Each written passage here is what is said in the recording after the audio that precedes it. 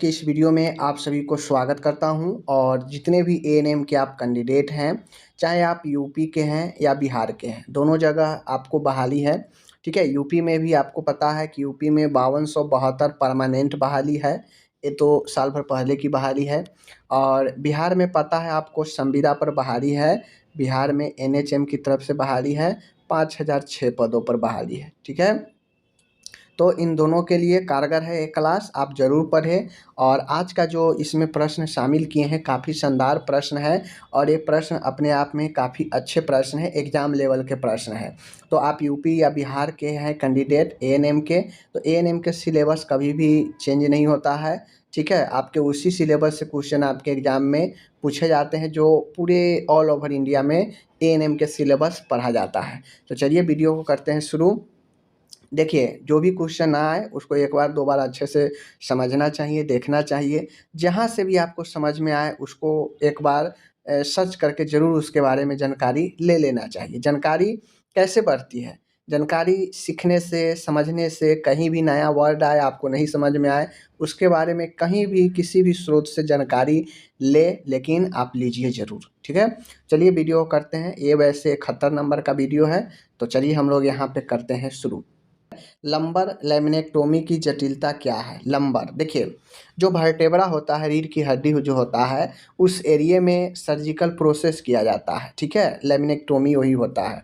अब यहाँ पे होता यह है कि चूँकि यह रीढ़ के एरिया में जो है स्पाइनल कॉर्ड का एक सर्जरी होता है, तो उसमें जो नर्व सप्लाई होता है, नर्व सप्लाई में जो है समस्या आ सकता है सर्जरी से, जिससे जटिलता उत्पन्न होती है आंत असंयम की। ठीक है, इंटेस्टाइन इनकॉन्टिनेंस की हो सकती है, आंत असंयम की, यानी जो आंत है।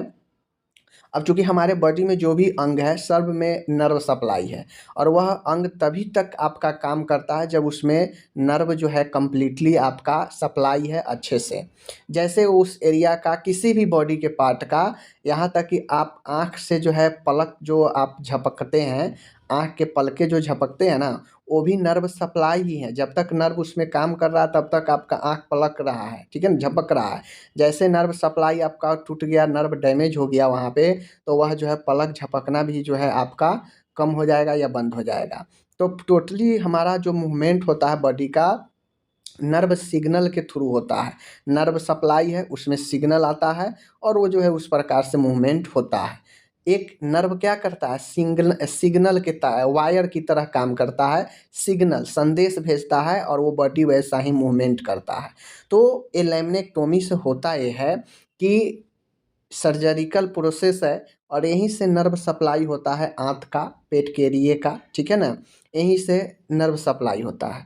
तो इसके सर्जिकल प्रोसेस से होता यह है कि थोड़ा भी अगर इधर उधर सर्जिकल प्रोसेस होगा तो कॉम्प्लिकेशन ये होता है कि आपका जो इंटेस्टाइन, आंत में जो गया नर्व है, वो नर्व डैमेज होगा और आपका आंत असंयम हो जाएगा। बात समझ गए? पहला।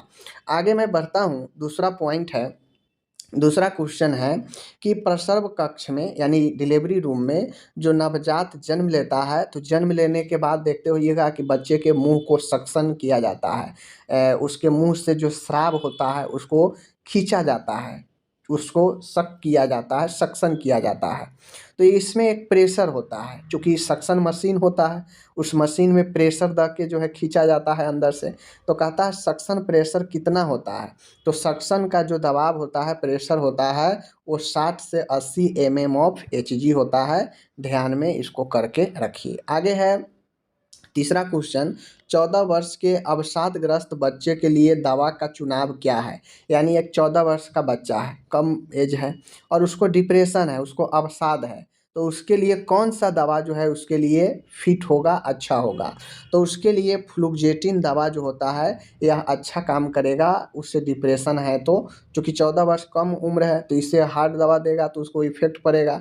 तो उसके लिए फ्लुक्जेटिन जो है अच्छा माना जाता है 12 से 14-15 वर्ष के उम्र में। आगे बढ़ता हूँ, पार्किंसन रोग का कारण क्या है? पार्किंसन रोग जो है एक आपको मानसिक तौर पर होने वाला समस्या है। यह मेंटल इशू है, जहाँ पे कहा जाए एक प्रकार से पार्किंसन रोग जो होता है डोपामाइन की कमी से होता है। डोपामाइन एक केमिकल है जो हमारे ब्रेन में कम सिक्रेशन होने से जो है पार्किंसन रोग होता है।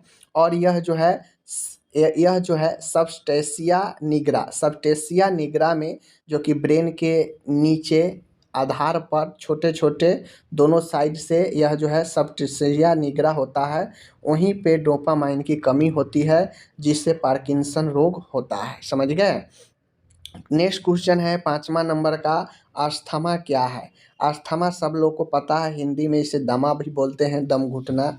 तो अस्थमा जो होता है जिस भी व्यक्ति को, उसको सांस लेने में बहुत समस्या कठिनाइयाँ हो जाती है। यह इसलिए होता है क्योंकि जो श्वसन नली है, जो ब्रोंकिया है, उसमें बलगम भर जाता है। ठीक है, चिपचिपा बलगम भर जाता है और जो ब्रोंकिया होता है वह संकुचित हो जाता है, सिकुड़ जाता है। ठीक है, कॉन्ट्रिक्शन हो जाता है उसमें। इसीलिए दमा वाले पेशेंट को ब्रोंकोडिलेटर दिया जाता है, डायलेट करने वाला। ठीक है ना, फैलाने वाला। फैलाने वाला इसलिए दिया जाता है क्योंकि उसमें कॉन्ट्रैक्शन हो जाता है, संकुचन हो जाता है उस श्वसन नली में, इसीलिए फैलाने वाला डायलेट करने वाला दवाई दिया जाता है। ठीक है, आगे बढ़ता हूँ। तो छठा क्वेश्चन है सॉसेज। ठीक है ना, सॉसेज के आकार का पेट का मांस किसका संकेत है। देखिए होता क्या है, सॉसेज के जो आप लोग देखते हुइएगा, सॉसेज के आकार का पेट का मांस निकल जाता है, वह किसका संकेत होता है। तो वह संकेत होता है इंटरसेप्शन का, इंटूसेप्शन क्या होता है। तो इंटूसेप्शन का अर्थ होता है कि आंत का एक भाग आंत के दूसरे भाग में प्रवेश कर जाता है। ठीक है, दूसरे भाग में प्रवेश कर जाता है, उसे इंटरसेप्शन बोलते हैं। अब इसमें ये सॉसेज जो होता है, इस प्रकार से जो है आपको एक सॉसेज बन जाता है, इसी प्रकार से पेट में उभार आ जाता है इंटरसेप्शन होने पर। ठीक है, आगे बढ़ता हूँ। एक्लेम्पसिया के कार्डिनल लक्षण क्या है। एक्लेम्पसिया क्या होता है, सबको पता है कि प्री एक्लेम्पसिया के साथ में अगर महिला को दौरा आ रहा है, फिट सीजर आ रहा है, तो वह एक्लेम्पसिया बन जाता है। तो प्री एक्लेम्पसिया क्या होता है, प्री एक्लेम्पसिया में हाइपरटेंशन होता है, यूरिन में प्रोटीन आता है। ठीक है, ये होता है, सूजन रहता है, साथ में अगर दौरा भी ऐड हो जाए तो वह एक्लेम्पसिया बन जाता है।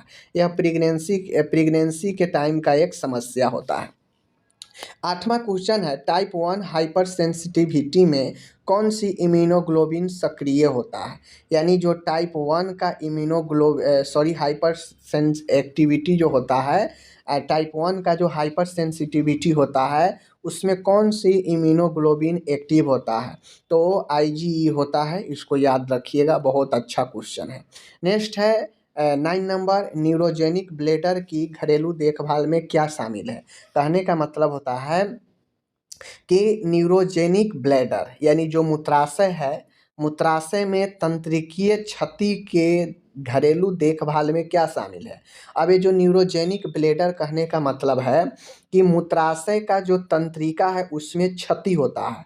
अब मैंने अभी बताया जो नर्व है, जो तंत्रिका है, उसमें क्षति होता है, तो आपका वह बॉडी पार्ट असंयम हो जाता है, ठीक ढंग से काम नहीं कर पाता है। तो यहाँ भी न्यूरोजेनिक ब्लैडर में होता यह है कि जो मूत्राशय है, जहाँ मूत्र स्टोर होता है, वहाँ पे नर्व ठीक ढंग से काम नहीं कर पाता है, तो वहाँ से मूत्र जो है इनकॉन्टिनेंस और संयम रूप से निकलते रहता है। बात समझ गए। रुक रुक कर कैथेटर डालना इसके देखभाल में शामिल है न्यूरोजेनिक ब्लैडर में। बात समझ गए। आगे है मनोविज्ञान क्या है। मनोविज्ञान मन का, व्यवहार का विज्ञान है, तो इसको ध्यान में करके हम लोग को रखना है। आगे है यहाँ पे कि गर्भ अवस्था की पहली प्रसव से पहले जांच में मूत्र परीक्षण का उद्देश्य क्या होता है। गर्भ अवस्था की पहली प्रसव पूर्व जांच में एंटीनेंटल जो है डायग्नोसिस में मूत्र परीक्षण का क्या उद्देश्य होता है। तो प्रोटीन का पता लगाना। प्रोटीन, चूँकि जब महिला प्रेग्नेंट होती है तो उस समय उसको यूरिन से प्रोटीन निकलने का संभावना ज़्यादा होता है, तो ये पता लगाने के लिए हम लोग जो है मूत्र परीक्षण करते हैं। साथ में मूत्र परीक्षण HCG का पता लगाने के लिए भी किया जाता है, हार्मोन का। ठीक है, HCG हार्मोन का स्तर बढ़ा होना प्रेगनेंसी को सूचित करता है। सिर की चोट के 3 घंटे बाद कान नाक से साफ द्रव जो CSF होता है, यह साफ द्रव होता है जो चोट लगने के 3 घंटे के बाद जो है कान नाक से निकलता है, रिसाव होता है, वह किस कारण से होता है? तो यह होता है बेसल स्कल फ्रैक्चर, यानी जो खोपड़ी है, खोपड़ी का जो बेसल पार्ट है उसमें फ्रैक्चर होने से 3 घंटे के बाद जो है चोट लगा है सिर में और कान और नाक से सफ़ेद द्रव निकल गया, मतलब काफ़ी डीपली चोट लगा हुआ है। बात समझ गए ना? तो ये काफ़ी जो है नाजुक स्थिति हो जाता है। आगे बढ़ते हैं। यहाँ पे देखिए मेगाब्लास्टिक एनीमिया किसकी कमी से होती है? तो मेगाब्लास्टिक एनीमिया विटामिन B12 की कमी से होती है, इसको ध्यान रखना है। नेक्स्ट है 14 नंबर, फिजियोलॉजिकल पीलिया कब होता है? तो फिजियोलॉजिकल पीलिया कहने का मतलब है कि ऑटोमेटिक ये पीलिया होती है और ऑटोमेटिक यह ठीक भी हो जाता है। देखिए यह पीलिया 24 घंटे के बाद शुरू होता है, 24 से 72 घंटे के बाद कभी भी आ जाएगा ऑटोमेटिक रूप से। और इसका सबसे ज़्यादा हाई लेवल 4 से 5 दिनों के बाद, जन्म के 4 से 5 दिनों के बाद सबसे हाई लेवल में इसका लेवल रहता है पीलिया का। और 1 से 2 सप्ताह में यह ऑटोमेटिक 1 से 2 सप्ताह में ठीक भी हो जाता है। तो इस चीज़ को ध्यान में आपको रखना है, ठीक है ना? नेक्स्ट क्वेश्चन यहाँ पे माय डियर है, आनंद प्राप्त करने में असमर्थता को क्या कहते हैं? आनंद प्राप्त करने का मतलब होता है कि इनएबिलिटी टू प्लेजर, प्लेजर में इनएबिलिटी यानी आनंद में असमर्थ होना, यानी खुशी में दुख महसूस करना, दुख प्रकट करना, सुखी में भी दुख प्रकट करना, ये कहलाता है एनेडोनिया, ठीक है ना? एनेडोनिया, एनेडोनिया जिसमें व्यक्ति आनंद प्राप्त नहीं कर पाता है। दुख में तो सब दुख रहता है, लेकिन सुख में भी व्यक्ति दुख ही प्रकट करता है, ठीक है? वह होता है एनेडोनिया, जो व्यक्ति सुख प्रकट करने में असमर्थ होता है, इनएबिलिटी होता है, ठीक है? 16 नंबर का क्वेश्चन है, ग्रैंडियोर ऑफ डिल्यूजन यानी महानता का भ्रम, ग्रैंडियोर का भ्रम किसमें देखा जाता है? तो जो मेनिया के पेशेंट होते हैं उसमें ग्रैंडियोसिटी ऑफ डिल्यूजन पाया जाता है, ठीक है ना? इसमें महानता का भ्रम जो है हम ही हैं, सबसे गुणवान धनवान हम ही हैं, ऐसा लगता है मेनिया के पेशेंट को। मेनिया जो होता है उन्माद। नेक्स्ट क्वेश्चन 17 नंबर है, 1 वर्ष के बच्चे में ICP इंट्राक्रैनियल प्रेशर बढ़ने का संकेत है, ठीक है? तो 1 वर्ष के बच्चे में ICP लेवल बढ़ने का संकेत यही होता है कि बच्चा का जो शुरुआती जो उसका ब्रेन का जो स्ट्रक्चर होता है वह काफ़ी सॉफ्ट, काफ़ी कोमल होता है, ठीक है? और आगे का फूला हुआ फोंटानेल यानी आगे का जो कपाल है जिसे हम लोग ललाट बोलते हैं, यह फोंटानेल फूला हुआ होता है, इसके कारण ICP लेवल जो है बढ़ता है, ठीक है ना? आगे मैं यहाँ पे बढ़ूँ तो डाइसल्फीराम की साइड इफ़ेक्ट क्या है? देखिए डाइसल्फीराम एक ऐसी दवा है जो व्यक्ति को जो मद्यपान, अल्कोहल जो नशा करता है उसको उस नशे से दूर करता है, ठीक है ना?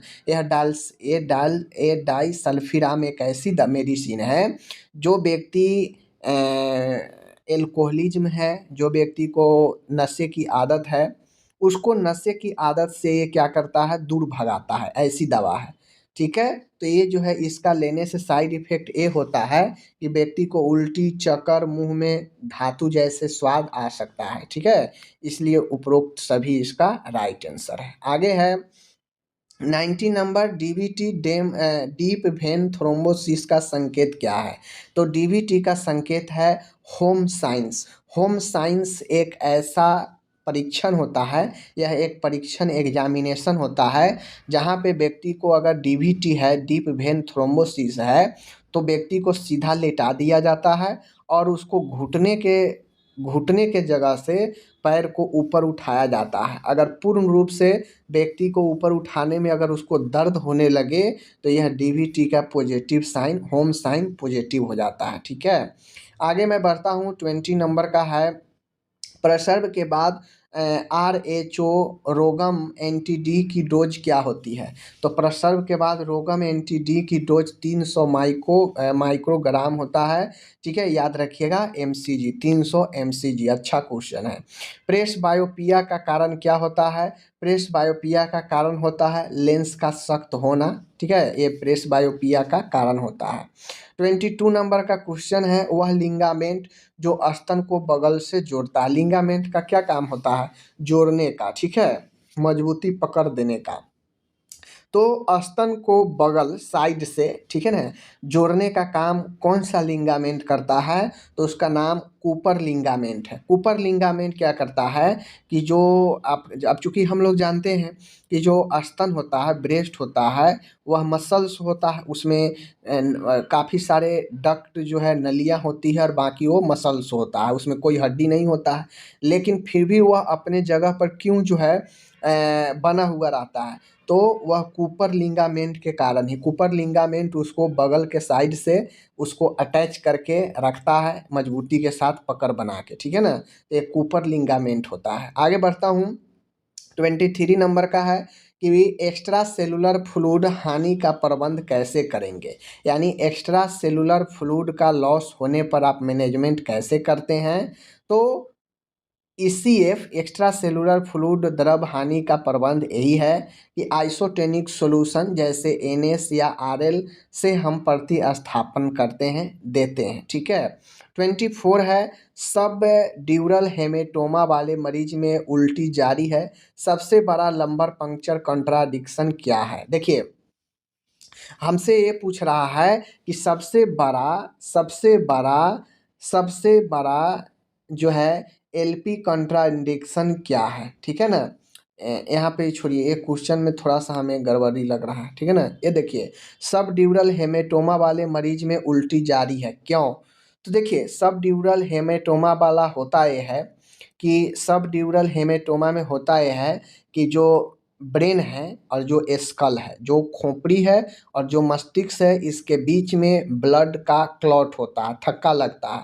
अब ये थक्का बहुत सारे रीजनों से हो सकता है, टूट फूट से, चोट लगने से ब्लीडिंग हुआ, और वह जो है ब्रेन के बाहर और खोपड़ी के अंदर दोनों के बीच में जो है ब्लड क्लॉट हो जाता है, ठीक है ना। तो उसे सबड्यूरल हेमेटोमा बोलते हैं। अब इससे मरीज में उल्टी होता है, तो इसको होने से ICP लेवल भी बढ़ता है, ठीक है ना।